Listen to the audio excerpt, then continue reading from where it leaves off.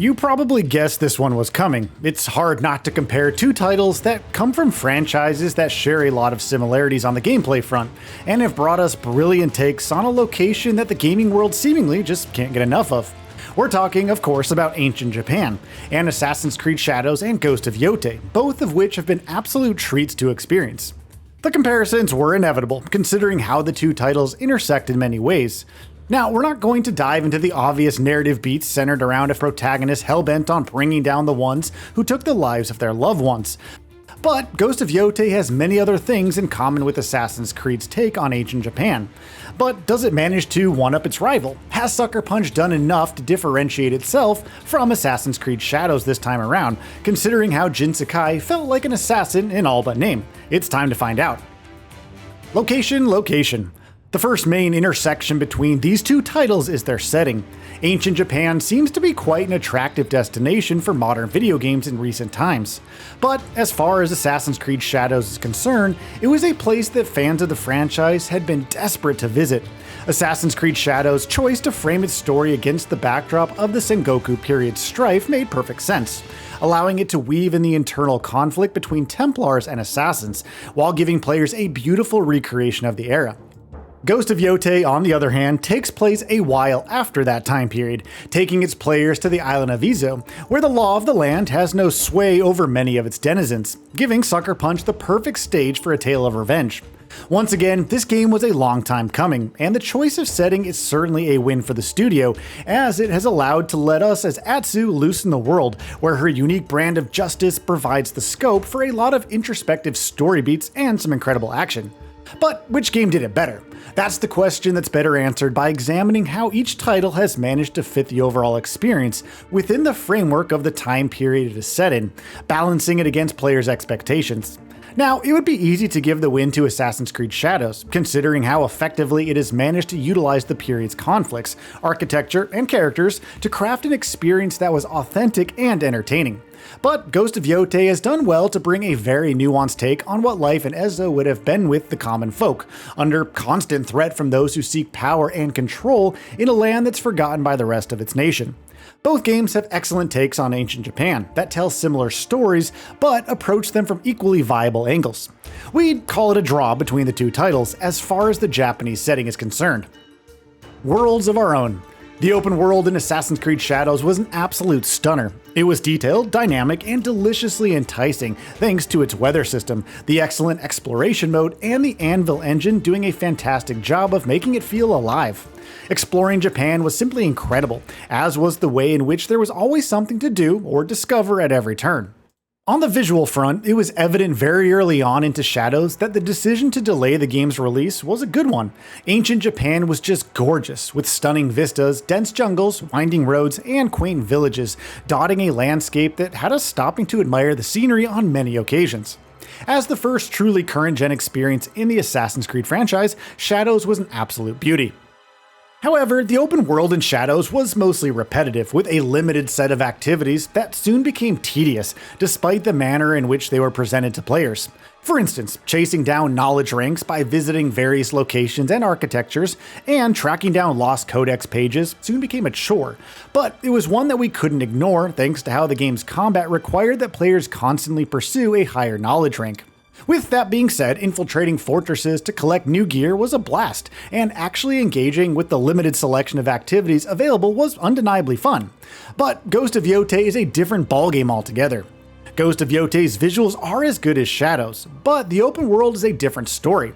Sucker Punch does make better use of color palettes to bring a more vibrant take on the island of Izo, while the presence of filters paying tribute to legendary Japanese filmmakers is certainly a great touch. We'd say that the two games are quite evenly matched. While its take on Ancient Japan is as visually striking as Shadows, Yotei gives us an open world that's constantly in conversation with its players, in a way that blows its rival out of the water. It's alive, but in a way that's more meaningful to us, the player. The wind nudges us in the direction of objectives, while birds, foxes, and other creatures often pop up to guide us toward points of interest. And that's not even factoring in the way in which we were able to discover new locations by purchasing smaller maps from vendors and actively matching them to their actual location on the game's main map. It's an idea that's a lot more engaging and immersive than simply scaling viewpoints and hitting the sync button to uncover the area around you. Yote features a lot of creative flourishes that make its open world one that has organically encouraging exploration around every turn, and rewards it in ways that matter to the story as well as in the gameplay. While it's a close tie on the visual front, Ghost of Yote takes the win as far as the quality of its open world is concerned. But what about the quality of quests in both games?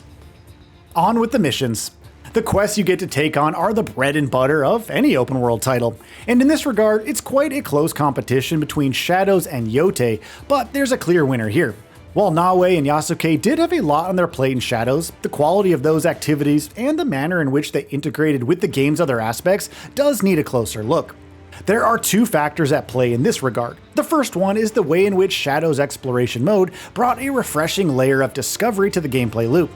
Having to actually search for objectives once you get to the general area they were in was a fantastic touch, and is one that we've really liked ever since its introduction in Origins. The second part of that equation was the missions board. They were a great way to organize and track a sprawling number of objectives from quests that hit you at a frankly overwhelming pace as you explored the world in Shadows. Putting these two facets of the gameplay loop together made for an experience that felt streamlined and engaging. But what of the objectives themselves? Well, that's where things begin to fall apart, in our opinion.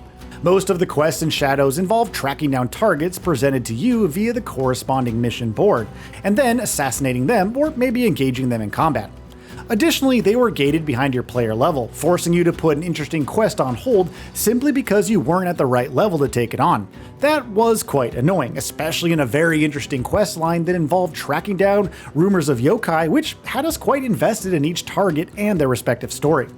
While the quest design in Shadows was undoubtedly good, the quality does come up short when you compare it with how Yote handles its main and side content. That's because Atsu's tale brings her in contact with both friend and foe in ways that are far more organic. The open world often sends her in the direction of new tales, or even has important NPCs come to her when she makes camp. And of course, while many of the quests she does take on involve violence and killing, there are quite a few of them that bring poignant touches to her character arc, and ones that even create the scope for somber reflections on her role in the world, and the life that comes after her hunt for the Yote Six ends. All of these quests are tracked via a clue card system that's so immersive, it makes Shadow's mission board system feel pretty simplistic in comparison.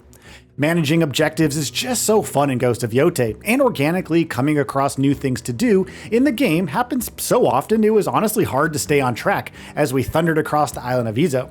There's also the fact that as a PS5 exclusive, at least for the foreseeable future, Ghost of Yote made excellent use of the DualSense 5's advanced haptics, motion sensing, and touchpad. It was really immersive when we had to emulate Atsu's brushstrokes during her time painting the world around her, using the touchpad in a way that was a far cry from sneaking up on an animal and watching a cutscene play out in Shadows. Cooking food and forging were other activities that outclassed anything Shadows had to offer, thanks to the efficient use of our controller and our additional feathers in Yote's cap in terms of quest design and quality. We're going to hand the win over to Ghost of Yote on this one, which brings us to a factor that's a crucial part of both quests and the overall gameplay loop in both titles, namely their combat systems. Fast, fluid, and fun. Both Shadows and Yote bring myriad ways to bring a swift and grisly death to any who dare stand in the way of their protagonists. But how do we go about picking a clear winner? Fortunately, that's quite easy here. Shadows took an innovative approach to stealth and combat, bringing us two protagonists who each specialized in one aspect with the option to seamlessly switch between the two. Although we're still annoyed that Yasuke was unplayable for the majority of the game's first act, it did give us a chance to get used to the fighting style of Naoe, who's no pushover at all once her blade is drawn. Combat in Shadows was the best version of the RPG-like systems that was previously brought to the table in Origins, dodging enemies, parrying their attacks, and unleashing devastating abilities of our own as Naoe was a blast. The katana, tanto, and kurosagame were potent weapons, allowing her to tear through enemy ranks if she so chose. Yasuke was a power trip like no other, his giant frame belying his incredible agility and deadly precision with his katana, or the raw power he wielded with the kanabo. His teppo was another great addition, and switching between his weapons to unleash brutal and deadly force on his enemies is a feeling that we're yet to discover again in any game. He brought a unique brand of chaos to the battlefield thanks to how he could easily dispatch even the most talented of opponents. That approach might seem like Shadows takes the win as far as the combat is concerned, but it isn't really all that easy. As a mercenary who trained her whole life to become a deadly killing machine, her proficiency with multiple weapons, coupled with Sucker Punch's unique mix and matching system in the heat of battle, made Ghost of Yotei's battles feel desperate, deadly, and decidedly satisfying when taking on larger groups of enemies in the game. While other tools like smoke bombs and the like are shared between the two titles, the manner in which Yotei weaves in the need to use different weapons, fling dropped weapons at enemies, use your ghost tools and special abilities, and just generally being great at balancing multiple enemies at once gave it a level of challenge that was not only a step up from Tsushima, but easily outclasses Shadows' already great combat. It's a definite win for Ghost of Yotei on the combat front. But that's only one of the ways in which the two titles' protagonists deal with death. When you decide to strike from the shadows, pun intended, does Atsu measure up to Naoe? Shadows brought a very welcome overhaul to the franchise's overall approach to stealth, letting Naoe use her environment to her advantage in ways that past titles simply couldn't match. With multiple ways to stay out of sight and a grappling hook that lets her take to the rooftops with ease, Naoe is the ultimate assassin as far as hiding in plain sight is concerned. On the other hand, Atsu's stealth abilities do get a serious upgrade over Jin, but it's not by much. Yes, she could bring her enemies to her using her Kurosagame, just like Naoe, but the stealth framework in Yotei is only an iterative upgrade over Ghost of Tsushima, and as such, cannot beat Shadows on the stealth front. Now, as far as the enemy AI is concerned, things get a little more murky. In the heat of battle, Yotei's enemies are decidedly more intelligent than Shadow's soldiers. They coordinate attacks quite well, coming at you with varying weapons that force you to make split-second decisions, or desperately dodge out of the way to gain a little bit of breathing space. They also flank quite effectively, forcing you to stay on your toes anytime your blades are drawn. Shadow's enemies are far more forgiving, often hanging back when one of their buddies is trying to stick you with the pointing end of their weapons. But when the lights are off and they're hunting you in stealth sections, things get quite interesting, especially on the harder difficulties. They're quite relentless and can even spot Naoe when she's lying flat on a rooftop, hurling projectiles at her while calling for reinforcements. Pitting the two games against each other in terms of enemy AI, we'd say that it's a tie between the two, with each title bringing a solid offering to areas that it emphasizes. The final verdict. Despite both games bringing a lot of excellent mechanics, stunning visuals, great stories, and brilliant combat and stealth to the table, it's Ghost of Yotei that edges ahead of Shadows. It brings so many creative flourishes to a very authentic take on Japan that allows it to be an open world title like no other, and one that raises the bar for the genre as a whole. While Shadows certainly puts up a good fight, Sucker Punch's new flagship is now the one to beat in our eyes. So, what are your thoughts on this? Go ahead and share them in the comments below. And if you like this video, please subscribe to the channel and enable all notifications by clicking the bell icon to get new video updates. We upload every day and would really appreciate your support. Thanks for watching.